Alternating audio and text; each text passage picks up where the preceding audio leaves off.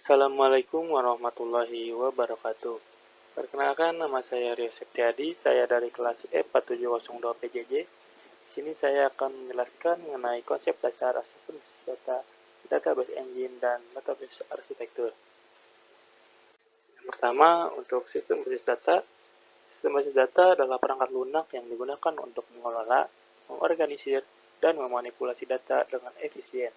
Berikut adalah elemen-elemen utama dalam basis data, sistem basis data. Pertama, data tabel, yaitu struktur dasar untuk menyimpan data di mana informasi dikelompokkan dalam baris atau record dan kolom atau field. Setiap tabel menyimpan informasi spesifik tentang satu entitas, seperti contohnya adalah pelanggan atau produk. Yang kedua, ada record, yaitu setiap baris dalam tabel yang mewakili satu set data lengkap untuk satu entitas. Contohnya, satu record dapat berisi semua informasi mengenai satu pelanggan.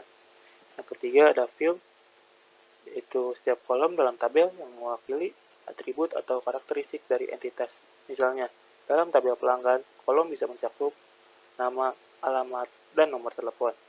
Selanjutnya ada query, yaitu perintah yang digunakan untuk mengakses dan memanipulasi data. Bahasa query yang umum digunakan adalah SQL atau struktur query language yang memungkinkan pengguna untuk menambah, menghapus, memperbarui, atau mengambil data berdasarkan kriteria tertentu. Secara keseluruhan, elemen-elemen ini bekerjasama untuk menyusun, mengelola, dan mengakses data dalam sistem basis data secara efisien. Selanjutnya ada database engine. Database engine adalah inti dari sistem basis data yang berfungsi untuk mengelola operasi penyimpanan, pemrosesan, dan manipulasi data. Ini memastikan bahwa data dapat disimpan, diambil, diperbarui, atau dihapus secara efisien dan aman. Komponen utama dari database engine meliputi pertama ada storage engine atau mesin penyimpanan, yaitu mengelola penyimpanan data secara fisik di media seperti hard drive atau SSD. Contoh, mesin penyimpanan adalah InnoDB atau MyISAM dalam MySQL. Yang kedua, query processor, yaitu memproses query yang dikirimkan oleh pengguna seperti perintah SQL. Ini mencakup parsing, optimasi, dan eksekusi query untuk mengambil atau mengubah data. Yang ketiga ada transaction management, yaitu mengatur transaksi untuk memastikan integritas data menggunakan konsep ACID, Atomicity, Consistency, Isolation, Durability. Jika terjadi kegagalan, transaksi dapat dirobek atau dibatalkan untuk menjaga konsistensi data. Contoh database engine yang populer saat ini itu yang pertama ada MySQL, yang kedua ada PostgreSQL, yang ketiga ada SQLite. Untuk MySQL sendiri, kenapa populer? Karena menggunakan InnoDB yang mendukung transaksi dan integritas data. Untuk proses SQL sendiri itu dikenal dengan performa tinggi dan fitur lengkap untuk manajemen transaksi.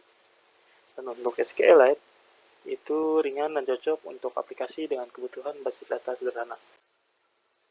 Baik, yang ketiga adalah database arsitektur. Database arsitektur mengacu pada desain struktural sistem basis data yang menentukan bagaimana data diorganisir dan diakses oleh pengguna serta aplikasi. Berikut adalah dua jenis arsitektur yang umum digunakan. Pertama ada client server model.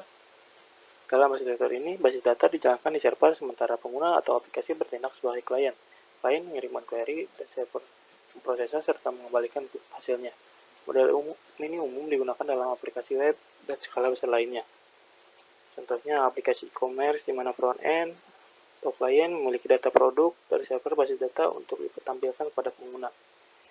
Yang kedua ada distribute database, basis data terdistribusi, yaitu jenis basis data yang datanya tersebar di beberapa lokasi fisik tetapi tampak sebagai satu sistem pusat.